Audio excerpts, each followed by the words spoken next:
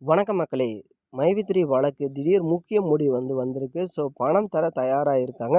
So court உத்தரவு குடுத்தா போதும். ஒரு சில மகிழ்ச்சியான தகவலும் நம்மளுக்கு வந்திருக்கு. ஸோ மைவி3 வழக்கு கிட்டத்தட்ட முடிவு நிலைக்கு வந்துடுச்சு. ஸோ பார்த்தீங்கன்னா, இப்ப எல்லாருமே ஒரு பாசிட்டிவா தான் இருக்காங்க. ஓகே, நம்மளது இந்த மாசம் கேஸ் முடிஞ்சிரும் அப்படின்னு. ஸோ அந்த மாரி தான் வழக்கு போயிட்டுருக்கு. ஸோ அதுக்கான சில இன்ஃபர்மேஷன நம்ம இந்த வீடியோல பார்க்க இருக்கோம். நீங்க நம்ம சேனலுக்கு புதியவரா இருந்தீங்கன்னா, மறக்காம ஒரே ஒரு சப்ஸ்கிரைப் அண்ட் லைக்க மட்டும் போடுங்க. வாங்க வீடியோக்குள்ள போலாம்.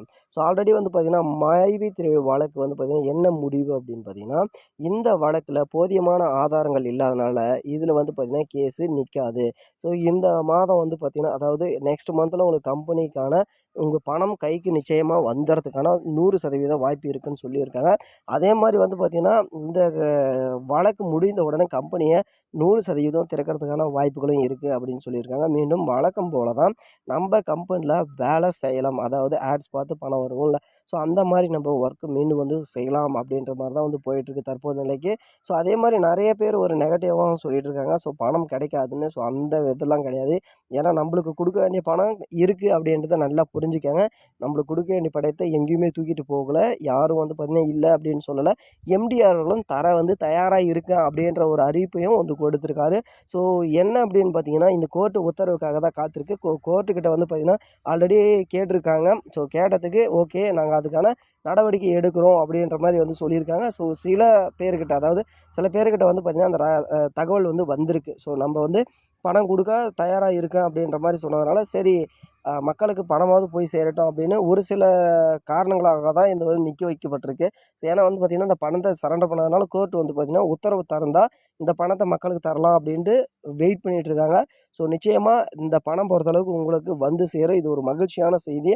ஸோ என்ன அப்படின்னு பார்த்தீங்கன்னா, அந்த வழக்கும் முடிய போகுது. ஸோ அதுவும் பார்த்தீங்கன்னா, ஒரு மகிழ்ச்சியான செய்தி தான். இன்னொன்னு என்னன்னு கேட்டா, மீண்டும் நம்ம கம்பெனிய தொறக்குறாங்க. இதுவும் ஒரு மகிழ்ச்சியான செய்தி தான். ஸோ இந்த மாரி மகிழ்ச்சியான செய்தி நம்மளுக்கு கண்டிப்பா வந்துட்டே இருக்கு. ஸோ என்ன அப்படின்னு பார்த்தீங்கன்னா, இன்னும் அந்த அந்த வழக்கான டேட்டு. ஸோ நெக்ஸ்ட் 15ஆம் தேதிக்குள்ள, நெக்ஸ்ட் மந்த் மேபி 15ஆம் தேதிக்குள்ள எல்லா வேலையும் ப்ராப்ளம் எல்லாம் சால்வ் ஆயிடும். ஸோ அந்த நெக்ஸ்ட் மாதம் 15ஆம் தேதினா கமிட்மெண்ட் எதுவும் வைக்காதீங்க.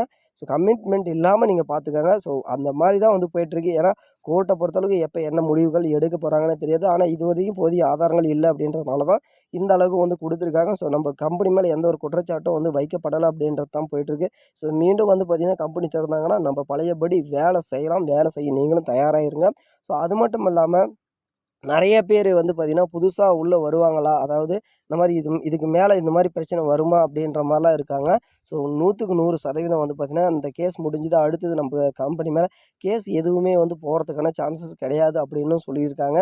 ஸோ இந்த ஒரு நம்பிக்கை எனக்கும் இருக்கு. ஸோ உங்களுக்கு இருந்தா மறக்காம பார்த்தீங்கன்னா, ஒரு லைக்க போடுங்க.